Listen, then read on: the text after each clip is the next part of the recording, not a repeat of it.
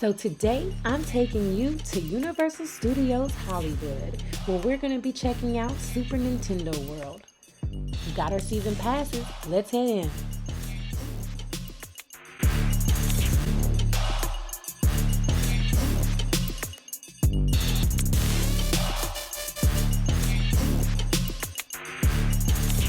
Now what genius forgot to add the U on Universal and the S at the end of Studios? Anyway, let's get into this merch.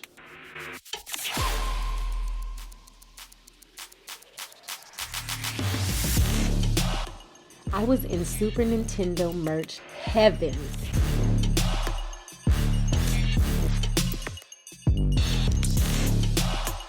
They have plush toys, they have t-shirts, they have cups, headbands, Mario gloves, and so much more. And we can't forget about the $40 power-up bands, but I'll get into those a little bit later. Alright, enough shopping. Let's head down to Super Nintendo World. Listen, I apologize ahead of time for any shaky camera work, okay? I was clearly a little too excited and don't have a stabilizer yet. Don't judge me. So when you first walk up, you have a few places to snap some pictures before heading into a warp pipe to be transported into Super Nintendo World. As soon as you get through, you'll realize that you have entered directly into Princess Peach's castle. And if you've ever played Super Mario 64, you already know how geeked I was to see those paintings do the little wobble wobble, shake it thing. Like, this is some awesome attention to detail, and we only 10 steps in.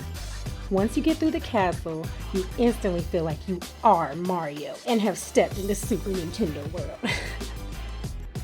I was like a kid again. I just couldn't believe what I was witnessing. It was like standing in the game that I had been playing since I was a little girl. Like, someone pinched me. And you have the iconic question mark block. Remember those $40 power bands I was telling you about earlier?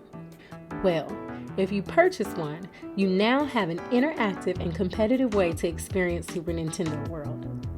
Each time you hit the block with your power-up band, and you can track your score against other players either by checking it out on the scoreboard in the park or by downloading an app.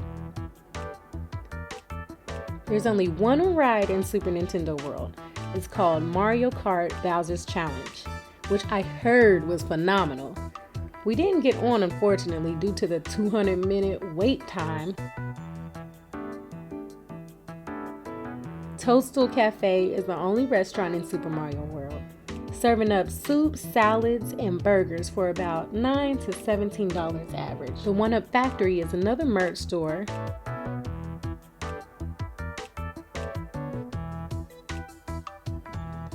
The space was a little tight with the crowds. It seemed overwhelming at times.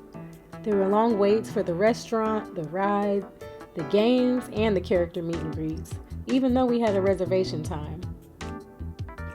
My favorite part was definitely all the attention to detail they put on this side of the park. Like, I didn't mind just walking around and taking it all in. Overall, Super Nintendo World was worth the wait, y'all. They really pulled on my little nostalgic heartstrings and gave me all the happy feels. Oh look, Mario and Luigi. These costumes have really been upgraded since back in my day. I love how their eyes blink and their mouths moved when they spoke.